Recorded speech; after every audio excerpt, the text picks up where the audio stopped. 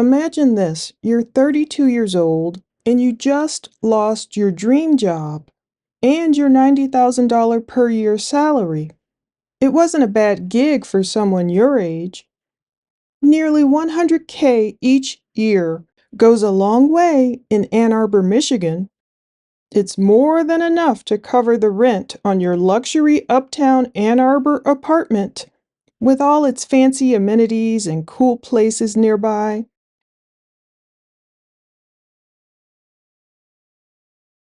Heck, it's a whopping 55.11% raise from when you first joined the University of Michigan as an administrative specialist in the athletic department for the 2022 through 2023 school year.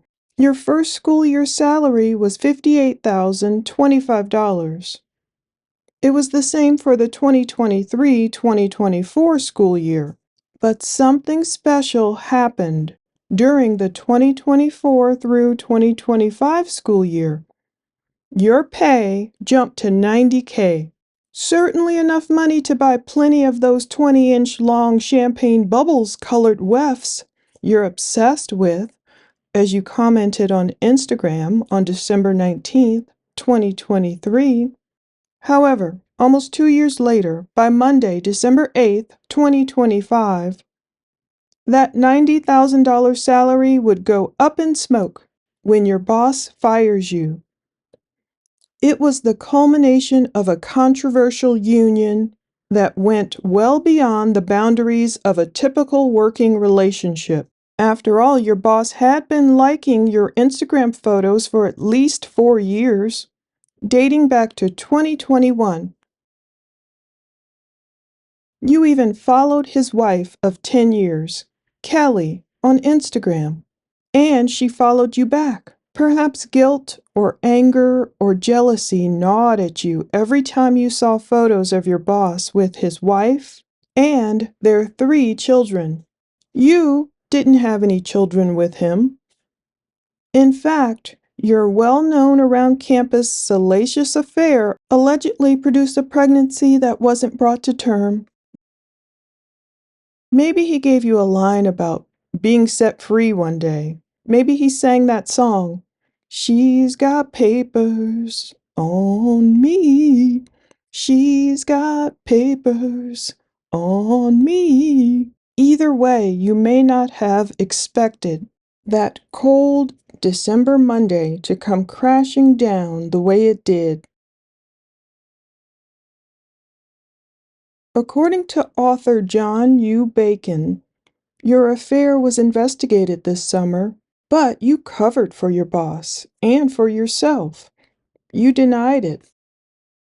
But the truth spilled out big time days ago. According to Maize and Blue Review, your boss, Sherrone Moore, was advised not to work directly with you. Instead of transferring you elsewhere in the football program or the athletic department, he fired you.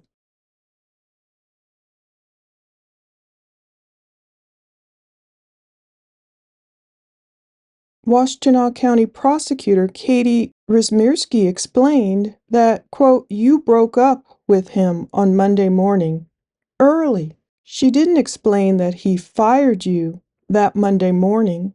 Did he promise to take care of you under the table? Did you mistrust his broken promises? Did you think of all the things that you did for him as your own livelihood slipped away? Is that why you didn't answer all his text messages and calls that followed? That's when you reportedly came forward with details of the alleged affair, text messages, emails. You laid it all out. You went to the university with evidence. That's why Ward Manuel, the athletic director, eventually fired Moore for cause, according to the publication. That means Moore's 5-year contract that he signed in January 2024, starting with a $500,000 base salary and more money over the years, is likely voided. He can wave goodbye to that huge, approximately $13.9 million buyout.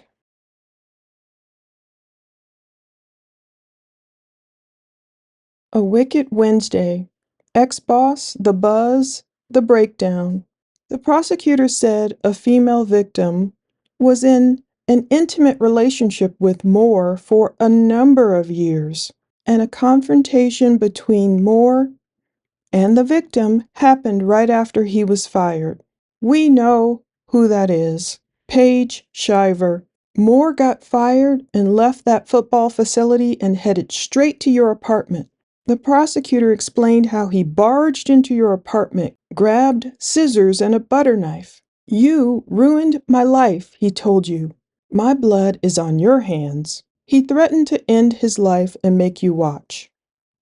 You called your attorney. You said you'd call the police. Then he left. It's appropriate that Moore would seek refuge at a church. He was detained at the Well Church in Saline, Michigan, in its parking lot, after police tracked his phone there while investigating the stalking and assault claims.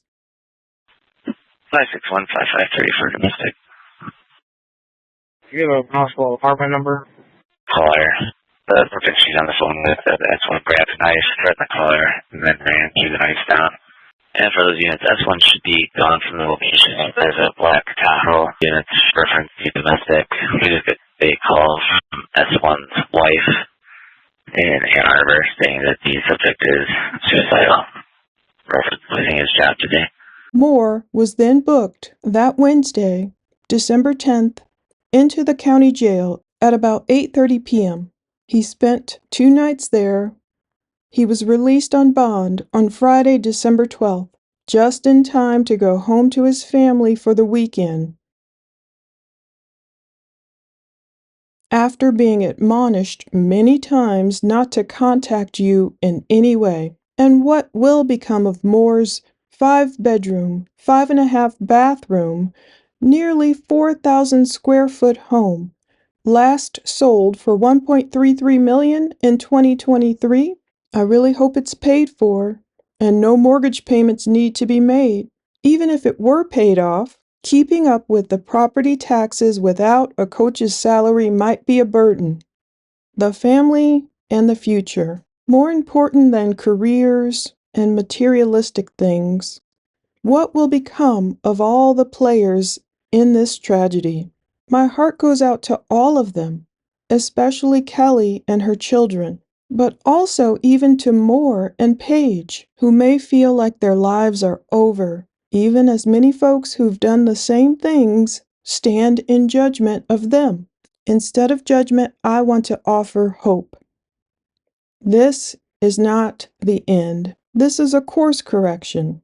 Anytime we get greedy and try and grab for more, the deceptive gold rings that masquerade as blessings, they all fail. Moore has certainly had the glow up from his Boomer Sooner college football playing days. Perhaps he told himself he deserved the wife and kids back in the fabulous home, whilst having his cake on the side and eating it too.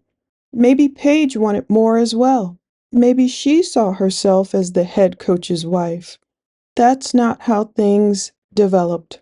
Despite our flaws, God is forgiving to all those who call on Him, seek His forgiveness, and are truly sorry. Perhaps Kelly will forgive her husband and stay with him.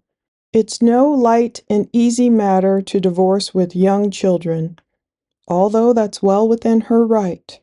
Meanwhile, we should see Moore again in court next month on January 22nd at 9 a.m. Will his wife be by his side? Will he ultimately have to serve more time in jail? Either way, I'm grateful no one lost their life in this melee. And even if being a head coach isn't in his future, Moore can ultimately survive and thrive. So can Paige. It's not over.